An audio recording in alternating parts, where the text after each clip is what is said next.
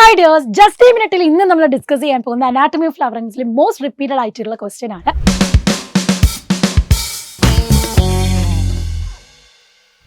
തന്നിട്ടുള്ള ഡയഗ്രം നോക്കൂ, ഇതിനെ ഡിഫറൻഷിയേറ്റ് ചെയ്യാനാണ് പറഞ്ഞിട്ടുള്ളത് അല്ലേ.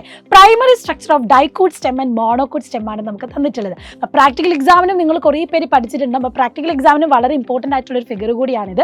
അപ്പോൾ നോക്കാം, ഡൈക്കൂട്ട് സ്റ്റെമ്മിൽ നമ്മൾ കാണുന്നതെന്ന് പറഞ്ഞാൽ അവിടുത്തെ ഹൈപ്പോഡെർമിസ് നോക്കുമ്പോൾ കോളൻ കൈമേറ്റസ് ഹൈപ്പോഡെർമിസ് ആണ്. എന്നാൽ മോണോക്കൂട്ട് സ്റ്റെമ്മിലോ സ്ക്ലീറൻ കൈമേറ്റസ് ഹൈപ്പോഡെർമിസ് ആണ്. രണ്ടാമത്തെ പോയിന്റ് എന്ന് പറഞ്ഞാൽ ഇവിടെ ബ്രോക്കൺ ഒരു റിംഗ് അറേഞ്ച്മെന്റ് ആണ് ഡൈക്കൂട്ട് സ്റ്റെമ്മിൽ കാണാം. മോണോക്കൂട്ട് സ്റ്റെമ്മിൽ സ്കാറ്റേർഡ് ആയിട്ടാണ് നമ്മൾ കാണുന്നത്. പിത്ത് വളരെ കുറവായിട്ടും കാണാം. ഇനി വാസ്കുലർ ബണ്ടിൽ സ്പെഷ്യലി നമ്മൾ നോക്കുമ്പോൾ ഡൈക്കോട്ട് സ്റ്റെമ്മിൽ എന്ന് പറഞ്ഞാൽ കൺജോയിന്റ് ഓപ്പൺ വാസ്കുലർ ബണ്ടിലാണ്. അവിടെ സെക്കൻഡറി ഗ്രോത്ത് നടക്കുന്നുണ്ട്. എന്നാൽ മോണോക്കൂട്ടിൽ നമുക്ക് കാണാൻ കഴിയും അവിടെ എന്ന് പറഞ്ഞാൽ അവിടെ വാസ്കുലർ ബണ്ടിൽസ് കൺജോയിന്റ് ക്ലോസ്ഡ് ആണ്. അപ്പോൾ ഇത്രയും ഫീച്ചേഴ്സ് പഠിക്കുക. എപ്പോഴും ഡിഫറൻഷിയേറ്റ് ചെയ്യാൻ ചോദിച്ചാൽ ഇതുപോലെ ടേബിൾ ആയിട്ട് കൺസ്ട്രക്ട് ചെയ്യാൻ പഠിക്കുക. All the very best.